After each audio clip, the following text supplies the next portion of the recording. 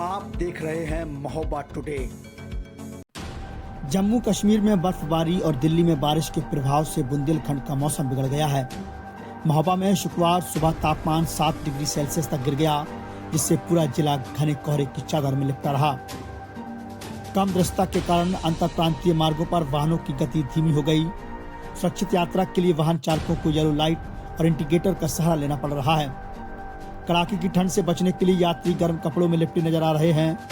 कई लोग तो बाइक चलाते समय रजाई ओढ़कर सफर करने को मजबूर हैं। शीतलहर के प्रकोप से बचने के लिए लोग घरों में दुबके हुए हैं। सड़क किनारे बुजुर्ग और जानवर अलाव का सहारा लेते दिखाई दिए। सुरक्षा के लिए वाहन चालक हॉर्न का भी लगातार इस्तेमाल कर रहे हैं। मौसम विभाग के अनुसार अगले कुछ दिनों तक इसी तरह का मौसम बना रहेगा।